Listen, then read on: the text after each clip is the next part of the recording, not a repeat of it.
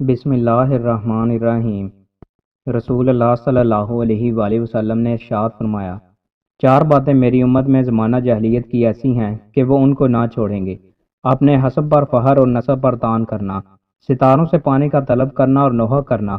فرمایا، نوحہ کرنے والے اگر اپنی موت سے پہلے توبہ نہ کرے تو قیامت کے دن اس حال میں اٹھیں گے کہ اس پر گندک کا کرتا اور زانگ کی چادر ہوگی۔ رسول اللہ صلی اللہ علیہ وآلہ وسلم نے ارشاد فرمایا، اس شخص نے فلاح پائی جس نے اپنے رب کی اطاعت کر لی اور اسے بقدر ضرورت رزق عطا کیا گیا، اور اللہ نے جو اسے عطا کیا اس پر اس نے قناعت اختیار کی۔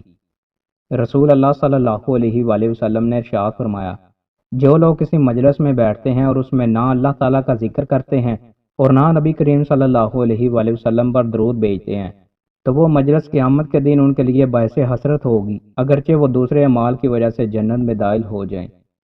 رسول اللہ صلی اللہ علیہ وآلہ وسلم نے ارشاد فرمایا، اللہ کی نظر میں کسی مومن کو ناحق قتل کرنے سے پوری دنیا کا تباہ ہو جانا بھی کم اہمیت رکھتا ہے۔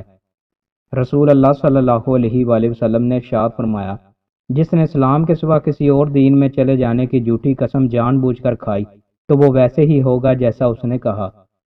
رسول اللہ صلی اللہ علیہ وآلہ وسلم نے ارشاد فرمایا، اگر کوئی مسلمان فوت ہو جائے اس کے جنازہ پر 40 ایسے آدمی شریک ہو جائیں جو اللہ کے ساتھ کسی کو شریک کرنے والے نہ ہوں تو اللہ تعالیٰ ان کی سفارش اس میت کے حق میں قبول فرماتے ہیں۔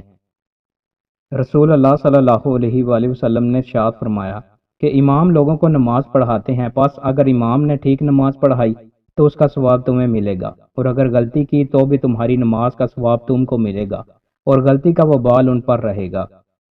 راستے بند کرنا۔ رسول اللہ صلی اللہ علیہ وآلہ وسلم نے ارشاد فرمایا، راستوں پر بیٹھنے سے اجتناب کرو، اور اگر کوئی مجبوری ہو تو راستے کا حق ادا کرو۔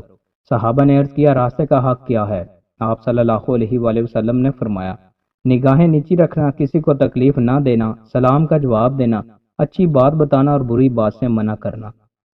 دوستوں، مزید اچھی ویڈیوز کے لیے ہمارے چینل کو سبسکرائب لازمی کریں۔ بہت شکریہ۔